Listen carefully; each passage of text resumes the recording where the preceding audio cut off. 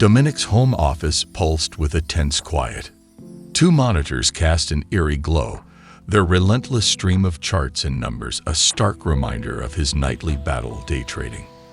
A cold mug of coffee, long forgotten, sat beside him, its condensation leaving a damp ring that mimicked the cold sweat forming on his brow.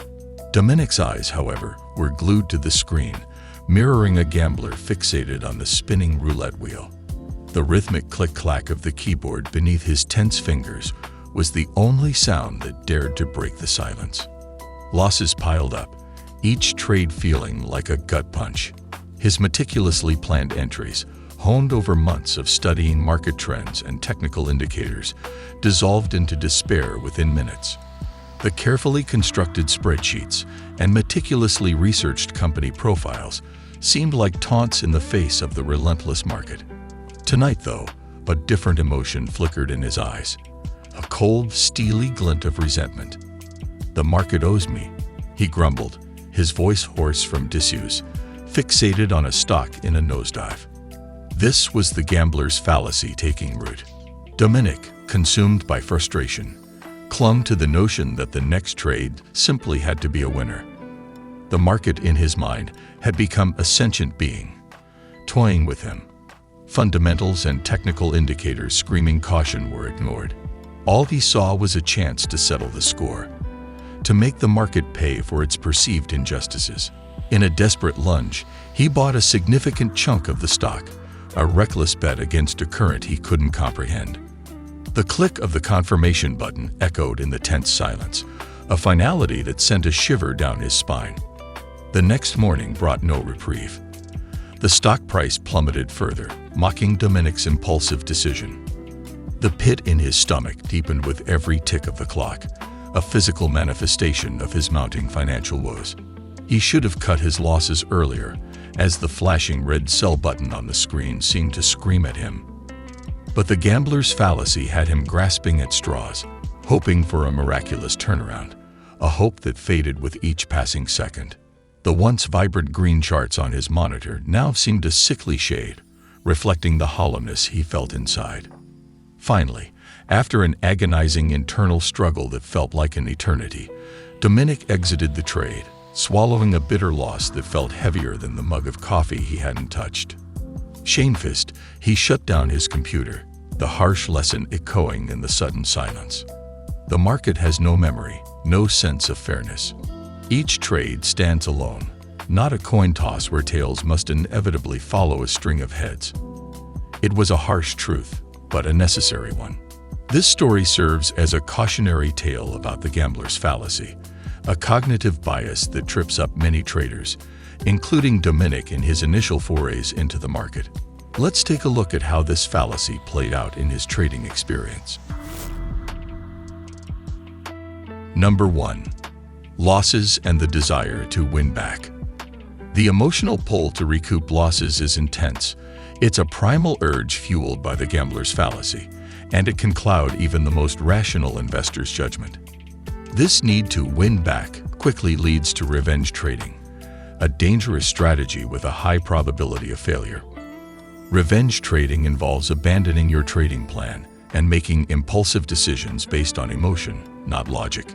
You might increase your position size to try and make up for previous losses, or chase after risky, volatile stocks promising quick gains.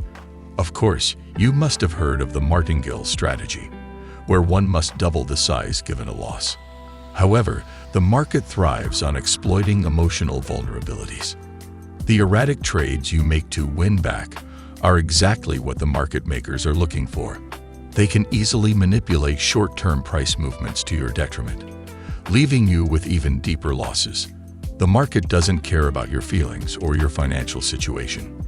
It's a complex system driven by supply and demand, not emotion. If you succumb to the win-back mentality, you're giving up control and handing the reins to your emotion. 2. Ignoring the market's signals. Sound trading decisions are based on a confluence of factors: technical indicators, market trends, and company fundamentals. In his desperation to even the score, Dominic likely ignored these crucial signals. The story mentions technical indicators screaming caution, which he disregarded in favor of the gambler's fallacy's promise of a quick turnaround. We've all been there, staring at the screen as technical indicators flash red like a blaring fire alarm. And yet, a tempting whisper cuts through the noise. This time, it will be different. That whisper is the gambler's fallacy, the seductive notion that past losses guarantee future wins. It's a siren song that Dominic, in his eagerness to recoup his losses, fell victim to. But the market doesn't play by the rules of chance. It's a complex ecosystem governed by trends, fundamentals, and yes, technical indicators. Ignoring these signals is like driving blindfolded on a highway, a recipe for disaster. Number 3. The misconception of due results. The gambler's fallacy hinges on the mistaken belief that random events can somehow balance out over time. Dominic's thought, "The market owes me one," exemplifies this. He felt that after a series of losses, a win was inevitable. However, the market operates on probabilities, not debts or cosmic fairness. Each trade is an independent event, just like a coin toss. A long streak of heads doesn't guarantee the next flip will be tails.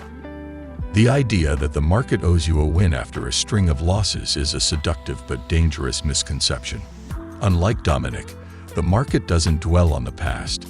Every trade is a new beginning, independent of previous wins or losses.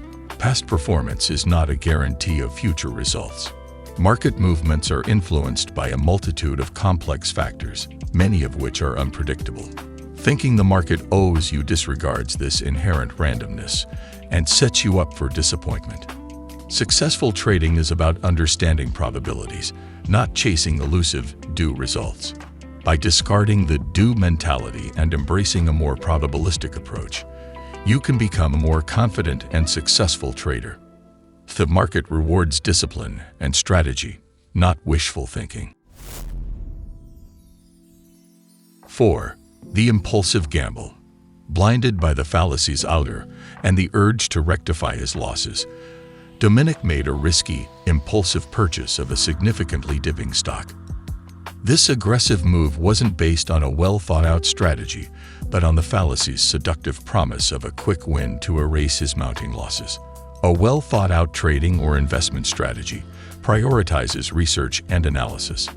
In his haste, Dominic likely overlooked crucial factors contributing to the stock's decline, such as negative company fundamentals or unfavorable market trends.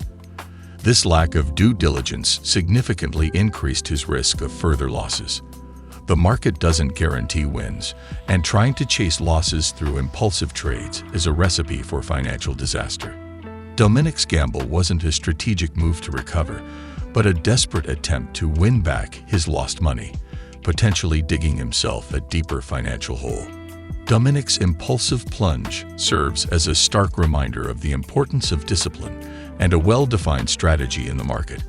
By prioritizing logic over emotion, research over hope, and calculated risk-taking over reckless gambles, investors can navigate the market's currents with greater success.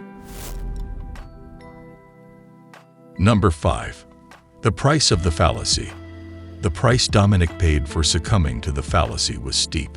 Not only did he suffer financial losses, but he also, hopefully, learned a valuable lesson about the dangers of emotional trading and chasing unrealistic returns. Logic, not emotions, should guide trading and investment decisions. It is important to understand the need for thorough research and a clear-headed assessment before committing capital. A sound trading plan, outlining entry and exit points, risk management, and trading goals must become your compass. This plan is what will help you navigate the market's complexities and avoid impulsive gambles.